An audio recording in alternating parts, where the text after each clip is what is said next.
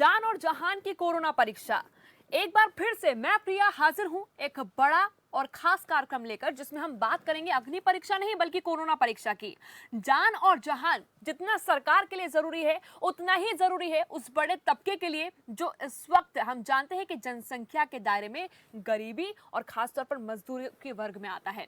उनकी समस्याओं को सुलझाने की चिंता सरकारें कर रही हैं, लेकिन जब कोरोना परीक्षा से होते हुए जान को एक तरफ संभालना है और जहान को एक तरफ संभालना है तो किस तरह से हालात बने हुए हैं ये हम सभी जानते हैं। दिन पर दिन आंकड़े बढ़ते जा रहे हैं, 52,000 के पार अब ये आंकड़ा पहुंच चुका है। लेकिन इस आंकड़े को संभालते संभालते हमारी जो स्वास्थ्य सुविधाएं हैं, स्वास्थ्य कर्मी हैं, वो भी लगातार कोरोना पॉजिटिव पाए जा रहे हैं। सुरक्षा कर्मियों की अगर बात की जाए तो वो भी कोरोना पॉजिटिव पाए जा रहे हैं। लेकिन सवाल इस बात का कि जान और जहान को बचाने के चलते जो कोरोना परीक्षा है उसमें जीतने के लिए कितने बड़े बड़े फैसले आगे लिए जाएंगे, क्योंकि अब तो ये भी कहा जा रहा है कि सार्वजनिक वाहनों को भी जल्द खोल दिया जाएगा, यानी कि मेट्रो, बस, ऑटो रिक्शा, इन तमाम चीजों को स्वचालित तो करना जरूरी है ही, लेकिन कितनों की जान इसमें जाने दी जाए। क्योंकि अगर हम मौत की दर का आंकड़ा देखें, महाराष्ट्र, पश्चिम बंगाल, गुजरात, मध्य प्रदेश,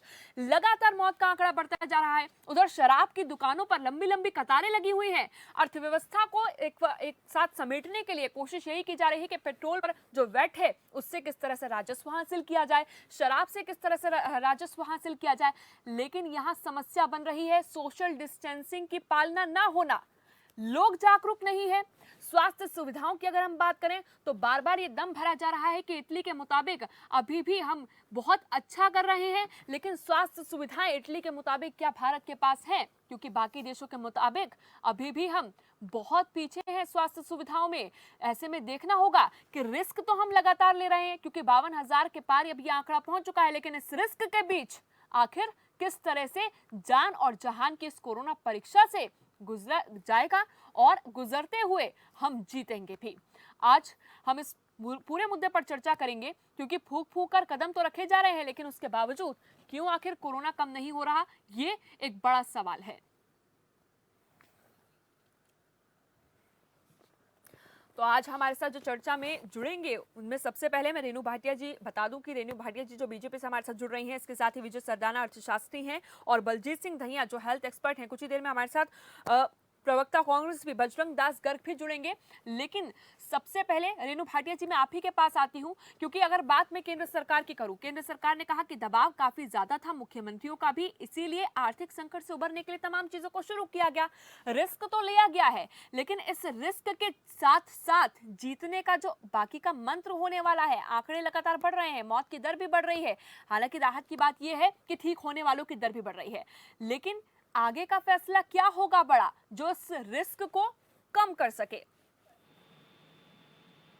देखिए प्रिया, ये एक ऐसी आपदा हम पर आ पड़ी है कि इसको बहुत लंबे टाइम तक हम इस तरह से खींचने का अगर सोचते हैं, चाहे हम अपनी भलाई के लिए, जनता की भलाई के लिए सोचते हैं, तो भी एक अर्थव्यवस्था की दृष्टि से, लोगों के काम की दृष्टि से, दिनचर्या की दृष्टि से परेशानी का सामना करना पड़ रहा था। परंतु आपकी जो हेडिंग मैंने आज पढ़ी डिबेट की, जान है तो जहान है, ये बात बिल्कुल सत्य है। मैं कल रतन टाटा जी का उनका एक वो बिल्कुल रेणु जी, जान है तो जहान तो है ही, लेकिन जान और जहान की अग्नि परीक्षा यानी कि कोरोना परीक्षा है, उस पर आज हम चर्चा कर रहे हैं। क्योंकि ये कोरोना परीक्षा जो मुश्किल की घड़ी जिसका जिक्र आपने भी किया, उससे उबरने के लाख दावे भी किए जा रहे हैं, बड़े बड़े फैसले भी लिए जा रहे हैं जो बेहद सराहनीय माने जा रहे हैं। लेकिन इस रिस्क को कम करने के लिए, क्योंकि रिस्क तो उठा लिया है, सब कुछ खोलने की बात कही जा रही है, कई उद्योगों को भी छूट दे दी गई है और इस मिली छूट के बाद और तेजी से आंकड़े बढ़ रहे हैं। इस रिस्क को कम करने के लिए आपके पास क्या कुछ चीजें हैं? प्रिया, जब हम किसी मुसीबत का सामना करते हैं तो हमारा डिसिप्लिन उसमें होना बहुत जरूरी होता है। जैसे हम खेलों को अगर ले लें, अगर हम जो कोई खेल खेलते हैं तो उसमें एक डिसिप्लिन होता है, एक सिस्टम होता है उस खेल को जीतने के लिए। इसी तरह कोरोना एक ऐसा भयानक खेल है जिसको हमें जीतने के लिए डिसिप्लिन में रहना बहुत जरूरी है। और डिसिप्लिन का सबसे पहला जो स्टेप है वो है डिस्टेंसिंग रखना। अभी तो रेणु भाटी जी, क्या मैं ये समझूं, सोशल डिस्टेंसिंग की बात हो रही है, देखिए जी शराब प्रिया की जी, दुकानों, जी जी बिल्कुल रेणु जी, सवाल मेरा ये है, एक काउंटर क्वेश्चन मैं आपसे जानना मैं चाह रही हूँ जो अपनी आपने एक जवाब मिनट दिया। बात पूरी कर लूं, चलिए ठीक शायद है, आप आप अपनी तक बात अपनी पूरी बात कर लीजिए, पहुंचा फिर पाऊं। मैं अपना सवाल रखती हूँ। डिस्टेंसिंग का मायने ये है कि जिस तरह से लॉकडाउन 1 हुआ, फिर 2 हुआ, फिर 3 हुआ, 4 ना हो जाए, इसके लिए हमें अपने उन सिस्टम को फॉलो करना जरूरी होता। कानून की व्यवस्था जो हमारे लिए की गई, मैं सलाम करती हूँ उन लोगों को जो कानून के लोग हैं, जिन्होंने हमारे लिए इस दुख की घड़ी में, इस मुसीबत की घड़ी में अपने आप को जोखिम में डाल के हमारी सेवा की, हमारी रक्षा की। चाहे वो मेडिकल के लोग हैं, चाहे किसी भी फील्ड के लोग जो हमारे को सुरक्षित रखने के लिए जुड़े हुए थे, इन सब ने हमारे लिए अपनी पूरी सेवाएं दी। तो हमारा भी दायित्व बनता है कि जो जो चीज वो हमें बता रहे हैं, चाहे वो डिस्टेंसिंग है, चाहे वो केयरफुल रहना है, मास्क लगाना है, बहुत जरूरी ना हो तो बाहर ना जाना हो, अगर हम व्यापार भी कर रहे हैं तो भी अलग अलग तरीके। अब जैसे हरियाणा में आज से कुछ चीजों को खोलने का प्रयास किया गया कि चलिए लॉकडाउन 3 के बाद हम कुछ चीजों को धीरे धीरे सिस्टम में लाने के लिए खोलते हैं। लेकिन हमारा जो भी हम दुकानें खोल रहे हैं, इंडस्ट्री खोल रहे हैं, रेणु जी उसमें देखिए, हमें आपने नियम फर्स्ट वही कमेंट में, फॉलो करने जी हैं। बिल्कुल, आपने फर्स्ट कमेंट में अपनी पूरी बात रखी है, लेकिन एक काउंटर क्वेश्चन जो मेरे मन में उठ रहा है, देखिए शराब की दुकानों को खोलने की बात हो, हालांकि उससे राजस्व हासिल होता है ये सभी जानते हैं, और उस पर अलग अलग राज्यों ने अपने अपने तरीके से और भी ज्यादा टैक्स बढ़ा दिया है, लेकिन सोशल डिस्टेंसिंग का पालन करना जरूरी है, ये बात आपने कही जो हमें खुद समझनी होगी, हर एक व्यक्ति को समझनी होगी। अब पश्चिम बंगाल की सरकार ये कह रही है कि होम डिलीवरी होगी शराब की, क्या इसके रिस्क को कम करने के लिए हम ये कदम उठा सकते हैं? क्या ये देखिए, मानना है केंद्र जब सरकार का? जब शराब की बात आती है तो आप ये देखिए, बहुत सारे लोगों से अर्थव्यवस्था की दृष्टि को देखते हुए कि और बहुत सी मेडिकल पॉइंट की कुछ चीजों को देखते हुए इस चीज पर फैसला लिया गया। बिल्कुल। परंतु मैंने फिर वही बात दोहराऊंगी कि हम चाहे कोई भी चीज खोले, चाहे वो शराब के ठेके हो, चाहे वो मेडिकल स्टोर हो, और चाहे वो मनियारी करियाने की दुकानें हो, हमें देखिए सोशल भीड़, डिस्टेंसिंग और बिल्कुल नियमों को फॉलो तब भी करना है। बिल्कुल रेणु और जी, ये आपकी बात प्रिया, बिल्कुल नियम ठीक है, फॉलो करने का क्योंकि सिस्टम अभी अभी हम जो नहीं है। लगातार तस्वीरें देख रहे हैं उसमें राशन की दुकानों पर भी भीड़ देखी जा रही है, शराब की दुकानों पर भी लंबी कतारें लगी हुई हैं। हालांकि आर्थिक संकट से उभरने के लिए उद्योगों की जब बात की जाती है तो प्रवासी मजदूरों के जाने की समस्या इस वक्त उद्योगों के लिए भी सामने खड़ी हुई है। इस वक्त फोन लाइन पर हमारे साथ बजरंग दास गर्ग जी जुड़े हुए हैं, कांग्रेस के प्रवक्ता हैं। बजरंग दास जी, आपने पूरी बात सुनी और उसके बाद क्या फिलहाल आप कहना चाहेंगे, क्योंकि कांग्रेस पर तो अभी यही आरोप लग रहे हैं कि साथ तो कांग्रेस देने से रही, लेकिन कहीं ना कहीं लीपापोती करने पर जुटी हुई है कांग्रेस, क्या कहेंगे पूरी बात को लेकर? मैडम प्रियंका जी, सबसे पहले मैं आपका धन्यवाद करता हूँ। साथ ही मैं उन जो योद्धा है कोरोना महामारी के अंदर देश की जनता की सेवा में लगे हुए हैं, हमारे डॉक्टर है, स्वास्थ्य कर्मचारी है, सफाई कर्मचारी है, पुलिस कर्मचारी है, सामाजिक व धार्मिक अनेकों संस्थाएं हैं जो इस कोरोना महामारी के अंदर जनता की सेवा में लगे हुए हैं। सबसे पहले मैं उनको सलूट करता हूं और मैं कांग्रेस पार्टी की तरफ से उनका धन्यवाद करता हूं। ठीक है। दूसरी बजरंग बात दास ये, जी, जहाँ देश की प्रदेश की बात है, ये जो लॉकडाउन है सिर्फ देश के अंदर, प्रदेश के अंदर नाम का लॉकडाउन रखा गया है। आप प्रियंका जी देखिए, लॉकडाउन में जो ढील दी गई है उसकी ठीक ढंग से प्लानिंग ना करने से देश में, प्रदेश में ज्यादा कोरोना फैल रहा है। आज बाजारों के अंदर लेकिन जो भीड़ है, बजरंग दास जी, आप ही के जवाब में से काउंटर क्वेश्चन मैं कर रही हूँ इस वक्त कि कांग्रेस पर यह भी सवाल उठ रहे हैं कि शुरुआती दौर में जब सख्ती से पालन कराया गया था लॉकडाउन का, तब भी लगातार कांग्रेस सवाल कर रही थी। जब प्रवासी मजदूर कहीं नहीं जा पा रहे थे, जब वो खुद पलायन करने को जब मजबूर थे, तब भी कांग्रेस सवाल उठा रही थी। तो और आज जब केंद्र सरकार लगातार बड़े फैसले ले रही है, तब भी कांग्रेस सवाल उठा रही है। इसको लेकर आप क्या कहेंगे? प्रियंका जी, ऐसा केंद्र सरकार का कहना है। प्रियंका जी, मैं कहना चाहता हूँ, ये कोई राजनीति करने का समय नहीं है। इस समय जनता को अच्छी सुविधा देना, जनता को मेडिकल सुविधा देना, जनता की जान माल की सुरक्षा करने का समय है। मैं इस प्लेटफॉर्म पर कोई राजनीतिक बात नहीं करूंगा, मगर ये जरूर कहूंगा, ठीक है। सरकार की लापरवाही हर कदम पे रही है। जहां से ही कोरोना की टेस्टिंग का मामला हो, आपके सामने है। 3 तारीख को लॉकडाउन जो था उस टाइम कितने केसेस थे, इस देश के अंदर एकदम से 3 दिन में कितने % केसेस बढ़े हैं। जहाँ तक हरियाणा की आप बात करोगे, 4 गुना 3 दिन के अंदर 4 गुना केसेस ये कोरोना पॉजिटिव के बढ़ चुके हैं।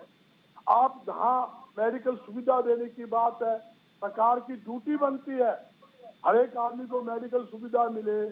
जहाँ तक और जो हमारे प्रवासी मजदूर है, देखिए प्रवासी बजरंग दास मजदूर जी, का- ये तो हाँ जी। वही बातें हो गई जो कहीं सुनाई बातें हैं, वही आप भी दोहराते हुए नजर आ रहे हैं। हालांकि जो मेरा सवाल था उसका जवाब मुझे नहीं मिल पाया, लेकिन ठीक है, मैं आपके पास एक बार फिर से लौटूंगी। नहीं, लेकिन मैं- ठीक है, ठीक है, मैं बजरंग दास जी, मैं आपके पास फिर से वापस लौटूंगी। देखिए मेरे पास अभी जितने बाकी मेहमान हैं उन्हें भी वक्त देना बहुत जरूरी है। विजय सरदाना जी अर्थशास्त्री हमारे साथ जुड़े हुए हैं। विजय सरदाना जी, देखिए जितनी मार इस वक्त सरकार पर है, देखिए शराब पर टैक्स बढ़ाना और वहां से राजस्व हासिल करना, इसको लेकर काम तो किए जा रहे हैं, लेकिन पेट्रोल पर जिस तरह से वैट बढ़ाया है, क्योंकि पेट्रोल के वैट की अगर हम बात करते हैं तो उससे राज्य सरकारों को काफी ज्यादा राजस्व हासिल होता है। लेकिन इस वक्त जब हम देख रहे हैं कि मिडिल क्लास व्यक्ति, गरीब वर्ग और मजदूरों के ऊपर इतनी बड़ी समस्या बनी हुई है, और ऐसे में एक मिडिल क्लास व्यक्ति अगर अपनी गाड़ी से आवाजाही करता है, ऑफिस जाना शुरू कर चुका है, और उसके ऊपर ये जो बोझ पड़ रहा है उसे वो किस तरह से संभालेगा, उससे वो किस तरह से उभरेगा? क्या इस पर कुछ विचार किया जा सकता है? इसको सोच समझकर आगे इस पर कोई फैसला लिया जा सकता है?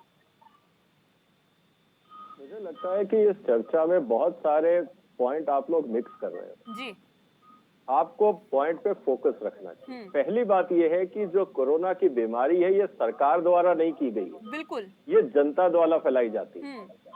सरकार को ये समझना, सरकार एक आपको मेडिकल फैसिलिटी दे सकती है कि अगर आप बीमार हो गए तो हॉस्पिटल चले जाइए, लेकिन बीमारी आपके, हमारे दोस्त में, रिश्तेदार में और पड़ोसी के अंदर है। अगर वो अपने आप को कंटेन नहीं करेंगे, एक कोरोना का मरीज 2500 लोगों को बीमार कर सकता है, ये साइंटिफिक फैक्ट है। अगर एक आदमी जो इन्फेक्टेड है, अगर वो अपने घर में नहीं बैठता और टाइम पास करने के लिए बाहर जाता है, दारू की दुकान में लाइन लगाता है, सब्जी मंडी जाता है, तो गलती किसकी है? सरकार की या हमारी अपनी? मुझे लगता है कि हम हर चीज सरकार पे थोपने में लगे रहते हैं बगैर सच्चाई को जाने। विजय सरदाना जी, दूसरी बात, मैं आपको दूसरे सवाल पे आ रहा हूँ। मेरा सवाल सुना मैं नहीं, बिल्कुल आपने सुन रहा हूँ, समझे आप पूरा जवाब सुनिए। ठीक है, आप बीच बीच में कहिए, सबको टोक रही ठीक है, है, पूरी कहिए। बात सुनने की कोशिश करिए। नहीं तो अगर बीच में मेरी सवाल बात सुन उठेंगे लीजिए तो ना, सर मैं आपसे आपके पूछा दूसरा जाएगा वो सवाल दे रहा सवाल, हूँ। क्योंकि मैं मैंने आपके सवाल शुरुआती का तौर पर जवाब दे आपसे रहा जो हूँ, पूरा सवाल किया आपने कॉन्टेक्स्ट उसका को जवाब मुझे समझिए। नहीं दिया, इसलिए मैंने पूछा दोबारा आपसे। आप सुनना ठीक ही है, नहीं आप चाह रहे, जवाब आप पूरा दीजिए। मौका ही नहीं आप देते जवाब बोलने का। दीजिए। ठीक है, आपने बाकी देखिए, पैनलिस्ट को भी हम पूरा यहाँ मौका पर जो नहीं दिया चर्चा बोलने कर का। रहे हैं बहुत ही एक बड़े और अच्छे विषय को लेकर कर रहे हैं, तो उस पर जवाब दीजिए। देखिए मैं वही कह रहा हूँ, आप ठीक है, सुनना ठीक तो है, आप चाहिए। जवाब दीजिए। आपके हिसाब से आपकी पसंद का जवाब नहीं मिलेगा, आपको सच्चाई मिलेगी। हाँ, आपको मैं समझना सच्चाई पड़ेगा। सुनना चाहती हूँ सर, मैं तो सुनिए चाहती हूँ ना, आप दर्शकों बोल तक क्यों रहे सच्चाई हैं? पहुँचे, आप दर्शकों पूरी तक बात सच्चाई सुनने पहुँचे, की यही सबसे थोड़ा बड़ी बात पेशेंस है। रखिए, ठीक है, ठीक है, थोड़ा पेशेंस विजय रखिए, जी, पूरी विजय बात जी, सुनने ठीक की है, आदत आप डालिए। कहिए तो सही, आप चुप तभी तो तो रहे सुना तो मैं जाएगा। कहूँ, आप कहिए आप तो शांति सही, रखे तो मैं कहूँ। आप कहिए तो सही, हम तो शांत ही हैं। मैं वही कह रहा हूँ, पहली बात तो जी, ये जी। बीमारी जो फैल रही है ये सरकार नहीं फैला रही है, जनता फैला रही है। दूसरा, आपने कहा रेवेन्यू कलेक्शन की बात, पेट्रोल डीजल पे टैक्सेशन की बात। एक तरफ हम सब चाह रहे हैं कि सरकार हमें पैकेज दे, सरकार फ्री दवाइयां दे, बिल्कुल। फ्री सब कुछ दे, जिनको तनख्वाह नहीं मिल रही उनको तनख्वाह दे, इंटरेस्ट माफ कर दे, लोन माफ कर दे, हम सब कुछ मांग रहे हैं। एक भी चर्चा किसी चैनल पे ये नहीं हो रही कि रेवेन्यू जनरेट कैसे होगा, ये पैसा आएगा कहाँ से, किस चैनल में, आपने कितनी बार ये चर्चा करी है मुझे बताइए। हर आदमी कटोरा लेके खड़ा है, लेकिन वो पैसा आएगा कहाँ से, इसकी कोई चर्चा नहीं हो रही। ठीक है, इसका एक ही रास्ता बचता है, या तो आप टैक्स बढ़ाएं जिनमें आप बढ़ा सकते हैं, और एमआरपी नहीं बढ़ाया सरकार ने, टैक्स बढ़ाया है, तो जो देश को फायदा हो रहा है उसका अगर हम इकट्ठा करके मेडिकल हेल्थ केयर में दे सकते हैं, दवाइयों को दे सकते हैं, आपकी डिफेंस फोर्सेस में लगा सकते हैं, पुलिस पे खर्चा कर सकते हैं, आप ये कहां से लाएंगे? आप आम आदमी से मांगेंगे या टैक्स इकट्ठा करके लाएंगे? और आप इसी पे टैक्स लगा सकते हैं जो इस समय बिकता है, आप हर चीज पे नहीं लगा सकते। ठीक है। अब तीसरी बात आती है शराब की टैक्स को लेके, जिसका आपका मुद्दा था। ये सबसे गलत डिसीजन है जिसने भी लिया है। आपके पास वो लोग लाइन लगा रहे हैं जिनके पास पैसा नहीं है, जिनको आप फ्री का राशन दे रहे हो, जिनके अकाउंट में आप 2-2, 3-3 हजार रुपए डाल रहे हो, अब आप उनसे कह रहे हो आप दारू पीजिए ताकि सरकार चले। ये नहीं आप समझ पा रहे कि ये लोग जब दारू पिएंगे तो घर का पैसा खर्च रहे हैं। ये नहीं पता लॉकडाउन कब तक चलेगा, घर में बच्चे भूखे रहेंगे, डोमेस्टिक वायलेंस बढ़ेगा, क्राइम रेट बढ़ेगा। जिसने भी ये डिसीजन लिया है उससे इग्नोरेंट आदमी पॉलिसी मेकिंग में दूसरा नहीं हो सकता। ऐसे लोगों को साइड करिए। विजय जी, अब आता आखिरी सवाल कि पैसा कहां से आएगा। पैसे के दो ही रास्ते हैं, या तो आप पेट्रोल डीजल पे टैक्स लगाइए जो सरकार आसानी से कलेक्ट कर सकती है, दूसरा तरीका है आप नोट छापिए। अगर आप नोट छापते हैं आपके देश में इन्फ्लेशन बढ़ेगा, आपकी बाकी समस्याएं आएंगी, फिर यही गरीब कहेगा महंगाई बहुत बढ़ गई। तो सोच समझ के डिसीजन लेना है। इस समय ना राजनीति चलेगी, ना इमोशन चलेगा, लॉजिक चलेगा। और हमें अगर आपने अपनी बात कह ली हो तो मैं मैं अपना सवाल रख सकती हूँ, क्योंकि देखिए यहाँ पर आपने दो चीजें कही और दोनों में आपने पूरे बात को मिला दिया इस तरीके से कि आपने एक तरफ कहा कि जो चीज बिक रही है उस पर टैक्स लगाना जरूरी है, एक तरफ सारे टैक्स। ठीक है, मेरी बात सुनिए, आप पहले मेरा सवाल सुनिए कि आपने कहा टैक्स कलेक्ट करना भी बहुत जरूरी है। जो चीजें बिक रही है, शराब इस वक्त बेची जा रही है उस पर टैक्स लगाया जा रहा है, लेकिन पेट्रोल डीजल पर भी टैक्स लग रहा है, वैट लग रहा है। और आपने कहा कि पेट्रोल डीजल से टैक्स निकाला जा सकता है, जो वैट लग रहा है उस पर उससे निकाला जा सकता है राजस्व, लेकिन शराब से नहीं निकाला जा सकता। ये तर्क मैं आपका समझी नहीं, इसको जरा समझाइए दर्शकों। आप इसलिए नहीं समझे, मैं आपको समझा देता हूं। बिल्कुल समझाइए। बिल्कुल। जो आपका पेट्रोल डीजल लग रहा है वो आप जो आम आदमी कर रहा है वो कितना मूवमेंट कर रहा है अभी, वो मिनिमम है। प्लस आपका जो टैक्स कलेक्शन मशीनरी है वो इस समय काम नहीं कर रही है, फाइलिंग नहीं हो रहा है, टैक्स रिटर्न फाइल नहीं हो रहे हैं, टैक्स जमा नहीं हो पा रहा है। इजीएस्ट तरीका है कि आप पेट्रोल डीजल पे टैक्स लगाएं, सरकार को रेवेन्यू मिलता है। लेकिन विजय जी, रही बात, आप मेरी पूरी बात होने दीजिए। ठीक है। अब आपने कहा कि अल्कोहल पे टैक्स क्यों नहीं लगना चाहिए, क्योंकि आम आदमी के घर में जो पैसा है वो क्या कर रहा है, वो पैसे का गलत इस्तेमाल कर रहा है, उससे डोमेस्टिक वायलेंस बढ़ेगा। बिल्कुल बढ़ेगा। दारू की जगह अगर वो सब्जी खरीदता, दाल खरीदता, तेल खरीदता, उससे ज्यादा फायदा होता या दारू खरीदने से फायदा होता। लेकिन कॉन्टेक्स्ट समस्या अलग है। बिल्कुल विजय जी, देखिए समस्या तो यही है ना, साथ आपको लॉ एंड ऑर्डर भी मेंटेन रखना है। देखिए विजय जी, समस्या तो यही है कि केंद्र सरकार ये कह रही है कि दबाव रहा राज्यों का, इस वजह से शराब की दुकानों को खोलना पड़ा क्योंकि टैक्स आ पाए, राजस्व आ जाए। अब ऐसे में जो आवाजाही हो रही है वो कितने लोगों की हो रही है? आपने कहा कि मिनिमम लोगों की हो रही है। अब वो मिनिमम लोग वही तो लोग हैं जो ये चाहते हैं कि मैं कोरोना काल के बीच में, संकट के काल के बीच अपना घर चला सकूं, अपने घर वालों का पालन पोषण कर सकूं और कुछ कमाकर अपने घर वालों को दे सकूं। उन पर टैक्स लगेगा तो दिक्कतें तो होंगी। जी नहीं होंगी, क्योंकि आपके पेट्रोल डीजल का रेट नहीं बढ़ा है, टैक्स बढ़ा है, फर्क है दोनों में। ठीक है, बजरंग दास जी कुछ कह रहे हैं। ठीक है, रेट नहीं बढ़ा है, आप गलतफहमी में हैं। जी जो बोल रहे हैं भाई सरकार चलाने के लिए टैक्स को बढ़ाना जरूरी है, मैं इसको गलत मानता हूँ। जबकि प्रदेश की जनता, देश की जनता अरबों रुपए सरकार को टैक्स दे रही है, इनकम टैक्स दे रही है। पंजाब के राज्य सरकारों से कहे ना कि वो टैक्स क्यों मांग रहे हैं। विजय जी, राज्य सरकारों आपकी भी तो है। विजय जी, आप उनसे पूछ लीजिए कि आप नहीं बोल रहा, मना थोड़ा कर रहा है। सुनिए प्लीज, आप अल्टरनेट मेथड से रेवेन्यू बढ़ा लीजिए कांग्रेस की सरकार। चलिए ठीक है। विजय जी सुनिए, 40 साल ठीक है। बजरंग दास जी और विजय जी प्लीज, विजय जी मैं पूरा जवाब दूंगा। मैंने कहा टैक्स बढ़ना चाहिए। इस कोरोना महामारी के अंदर लोगों के रोटी के लाले पड़ रहे हैं, लोगों को व्यापार नहीं है। सर रेट नहीं बढ़ा है, टैक्स बढ़ा है, आप समझ ही नहीं रहे हैं। मैं समझ रहा हूँ, रेट बढ़ा है, रेट नहीं बढ़ा है, टैक्स बढ़ा है। आपके जेब पे कोई फर्क नहीं आया है, टैक्स बढ़ाया है, आपकी जेब पे कोई फर्क नहीं आया है। कांग्रेस की सरकारों को बोले अल्टरनेट रास्ते से रेवेन्यू कलेक्ट कर ले, अगर वो कर लेंगी बाकी राज्य सरकारें भी उनसे सीख लेंगी और आगे बढ़ जाएंगी। आप जब बोल रहे मैं सुनता था, डीजल आप बोल रहे डीजल पेट्रोल की सब्जी और फलों पर मार्केट फीस नहीं थी, 2%।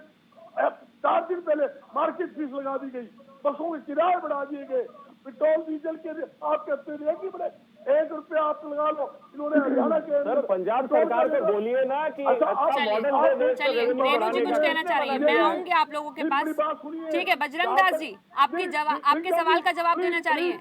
रेणु जी कुछ कहना चाह रही है, सुन लेते हैं। एक बात जी, इन्होंने बात करी है टैक्स की, 28%, 18% आप जीएसटी ले रहे हो, छोटी सी आइटम के ऊपर जिस पर टैक्स 5% होता सर, था। कोरोना लॉकडाउन की बात हो रही है, नॉर्मल डे में बात नहीं हो रही है। आप कॉन्टेक्स्ट को समझिए, मिक्स मत करिए पॉलिटिक्स और इकोनॉमी ठीक को। है। इस समय ठीक है, इकोनॉमी की बात हो रही है, पॉलिटिक्स की देखिए बात इस नहीं हो वक्त रही हम है। राजनीति की बात तो कर ही नहीं रहे हैं, क्योंकि इस वक्त हम कोरोना परीक्षा की बात कर रहे हैं। ये जो कोरोना परीक्षा है, जान और जहान के बीच कितनों के सिर पर चढ़ी हुई है, कितने लोग इतनी परीक्षाओं से गुजर रहे हैं।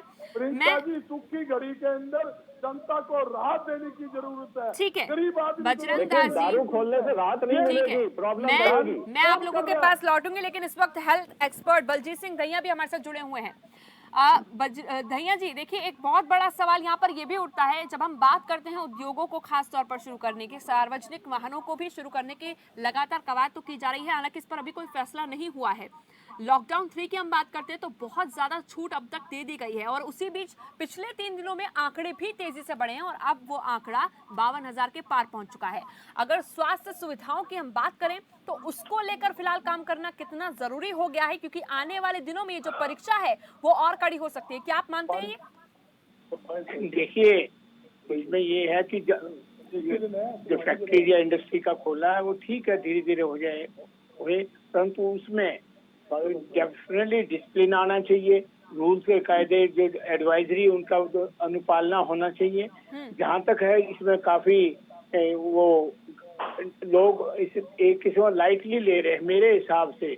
इसको जो इम्प्लीमेंटेशन का जो है इसमें इसका लॉकडाउन का इम्प्लीमेंटेशन में और थोड़ा सा आवश्यकता है, अवेयरनेस की है। और मैं तो ये कहता हूँ कि इसमें it has been left totally health department पे। हेल्थ डिपार्टमेंट सर्विस दे रहा है, rest of the thing why the public representative कहाँ गए, कहाँ हमारे लेजिस्लेटर्स, कहाँ हमारी पंचायत है, कहाँ हमारी जो शहरी इलाके में ये कॉर्पोरेटर्स हैं, why they don't come forward, उनको भी आना चाहिए।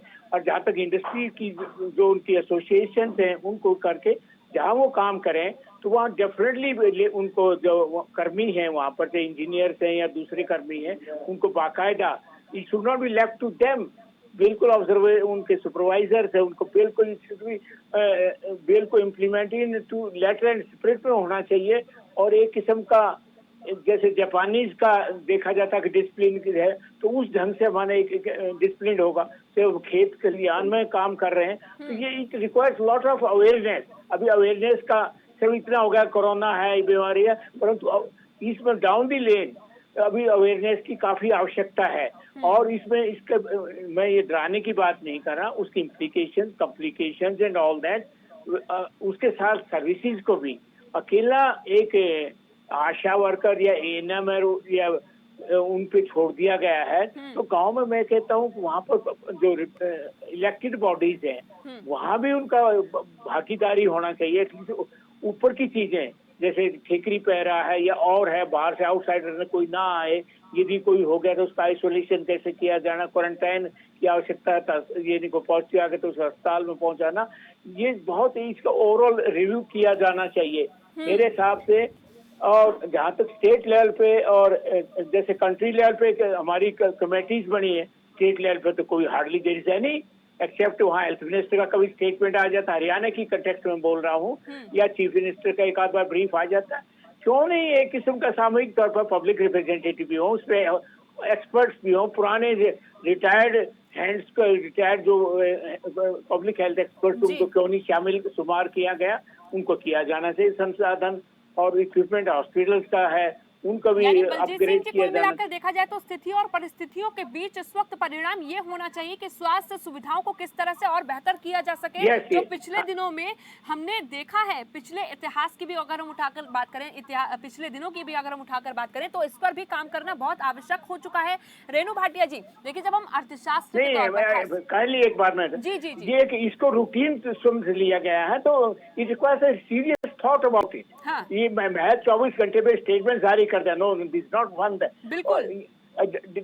डिप्टी कमिश्नर नोडल अफसर बनेगा, कितने वो पब्लिक से उनका कम्युनिकेशन है, वो पुलिस वाले आते हैं हेलो हेलो करके चले जाते, नोबडी नोज व्हाट हैपन।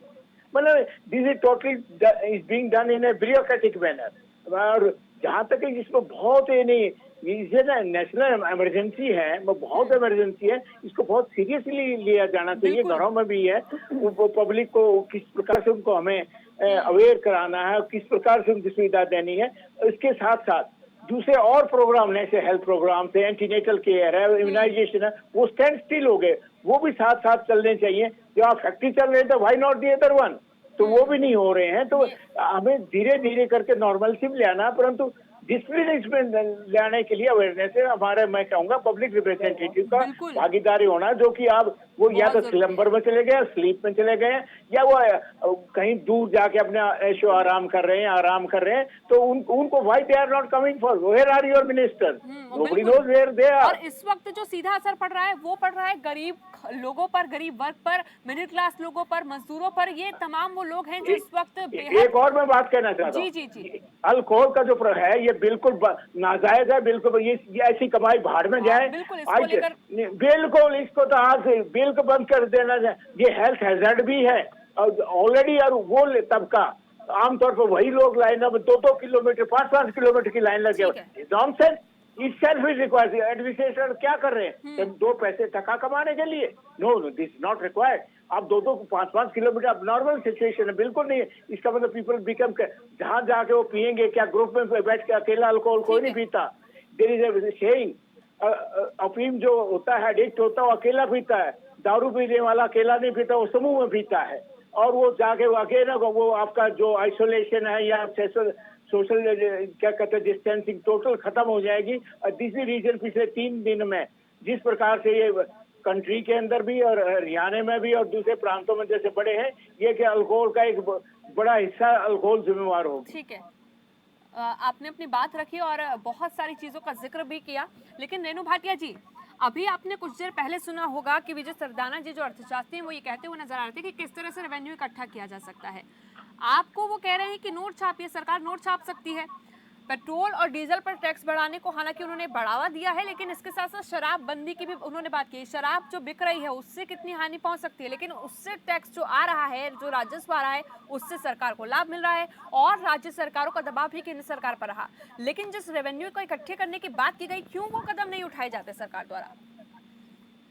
देखिए प्रियंका, मैंने अभी तीनों लोगों की जो अभी बोल रहे थे, कांग्रेस के प्रवक्ता और विजय जी भी और अभी एक मेडिकल ऑफिसर भी बात कर रहे थे, मैंने तीनों की बातों को बड़े गौर से सुना और मैं समझती हूँ कि सबके अपने अपने बात करने के, उनके एक्सपीरियंस के मुताबिक सबने अपनी बात की। एक तरफ हम कहते हैं कि हम राजनीति नहीं करेंगे क्योंकि ये ऐसी आपदा है जिसमें राजनीति की कोई जगह नहीं होनी चाहिए, हमें सबको मिलके करना चाहिए, क्योंकि कोरोना जब फैलेगा तो वो राजनीति कौन से दल का है नहीं देखेगा। फिर भी हम कहीं ना कहीं पॉइंट आउट करते हैं कि सरकार को ऐसा करना चाहिए, वैसा करना चाहिए।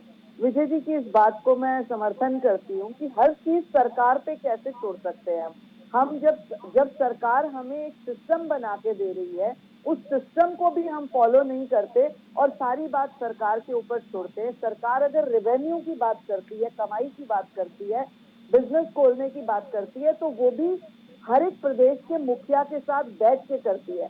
प्रियंका, आपने देखा होगा कि पहली बार, मेरे ख्याल से 50-60 वर्षों में ये पहली बार इतिहास में हुआ है कि 40 दिनों के अंदर 4 से 5 बार माननीय प्रधानमंत्री जी अपने देश के मुखियाओं के साथ विचार विमर्श में बैठे हैं। छोटी छोटी चीज को बारीकियों के साथ उन्होंने 15-15 घंटे, 13-13 घंटे की बैठकें की हैं और हर राज्य की बात को बारीकी से सुना है। कौन से राज्य में कहां से रेवेन्यू कैसे हो सकता है, चाहे वो किसी भी राज्य में किसी भी पार्टी की सरकार हो। माननीय प्रधानमंत्री जी ने इस बात को डिफरेंशिएट नहीं किया, लेकिन जनता का हित कैसे हो सके, कम खर्चे में बेहतरी, समाज की बेहतरी कैसे हो सके, इस चीज को तवज्जो दिया है उन्होंने। और बावजूद उसके अगर हम इस चीज को राजनीतिक दृष्टिकोण से देखें या फिर हम अपनी जिम्मेदारी से हट के देखें, अगर माननीय प्रधानमंत्री जी कहते हैं कि डिस्टेंसिंग रखनी है, और जैसा भी गर्ग जी कह रहे, जो अभी मेरे भाई कह रहे थे, मैं उनकी बात को बहुत सहमत हूँ इस बात से कि अगर शराब खुलेगी तो लोग ग्रुप्स में बैठेंगे, फिर वहाँ डिस्टेंसिंग खत्म होगी। इस चीज को वाकई हमें पुनर्विचार करना चाहिए। सरकार ने किसी मिशन के साथ इस चीज को खोला था, परंतु अगर ये हितकारी नहीं होगी तो सरकार इसके ऊपर दोबारा विचार कर सकती है। ऐसा पहले भी कहा गया है ऐसा नहीं कि सरकार ने कहा कि हम केवल रिवेन्यू सोचेंगे, जनता का नहीं सोचेंगे। जनता का ही सोच रहे थे, जनता की वजह से ही लॉकडाउन किया, लोगों की सेहत बेहतर हो, किसी को जान माल का नुकसान ना हो, इसी सोच के साथ तो लॉकडाउन बढ़ाए जा रहे थे। और अब धीरे धीरे अगर हम प्रदेशों में जहां जहां ग्रीन जोन्स हैं वहां पर लॉकडाउन को ब्रेकिंग देकर कुछ कुछ हिस्सों में काम की शुरुआत करना चाहते हैं, तो वो भी जनता के हित के लिए करना चाहते हैं। परंतु अगर आप वर्ल्ड हेल्थ ऑर्गेनाइजेशन की दृष्टि से देखें या फिर अभी मेडिकल ऑफिसर बैठे थे, इनकी दृष्टि से देखें, तो ये बार बार यही बात कहते हैं कि कोरोना इतनी आसानी से जाने वाली चीज नहीं है। बिल्कुल सच है। हमें जब नॉर्मल लाइफ जीने के लिए हम आ जाएंगे धीरे धीरे, उसके बावजूद भी हमें डिस्टेंसिंग भी रखनी होगी, मास्क भी रखना होगा, सैनिटाइजेशन भी करना होगा और बहुत सारी और चीजों को भी ध्यान में रखना होगा, जिससे कि इस तरह का बीमारी को और अधिक स्थान ना मिले, इस वायरस को स्थान ना मिले।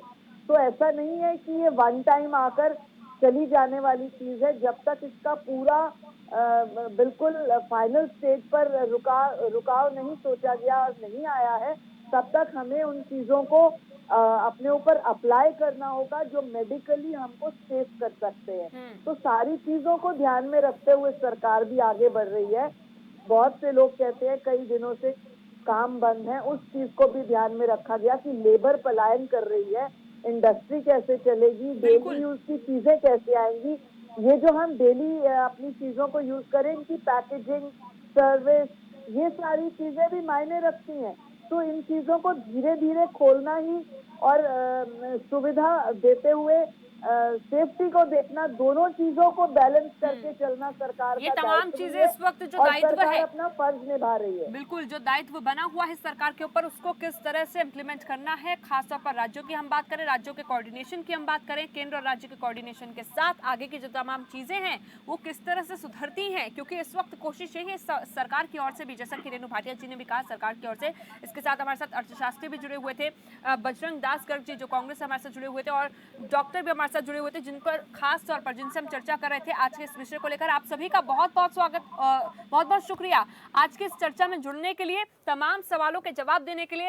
हालांकि कुछ हद तक अगर देखा जाए तो देखिए, सवालों के जवाब मिलना हालांकि अब जो होता है काफी मुश्किल भी हो जाता है, क्योंकि सवालों के सवाल करना ज्यादा आसान आजकल हो चुका है। लेकिन यहाँ बहुत जरूरी हो जाता है जब हम बात करते हैं खास तौर पर पत्रकारिता की, जब हम बात करते हैं आज के समय की, जब हम बात करते हैं कोरोना परीक्षा की, तो हर एक सवाल का जवाब खास तौर पर लेना बहुत आवश्यक हो सकता है। और ऐसे में आम लोगों की जब हम बात करें, आम लोग भी इस वक्त जो संकट की घड़ी से जूझ रहे हैं, उनकी चिंता करना, हालांकि ये बहुत जरूरी है कि उनके ऊपर ही अभी ये तमाम चीजों का बोझ बना हुआ है कि कैसे उन्हें अपनी सुरक्षा करनी है, अपनों की भी सुरक्षा करनी है और पालन पोषण भी करना है, पेट भी भरना है।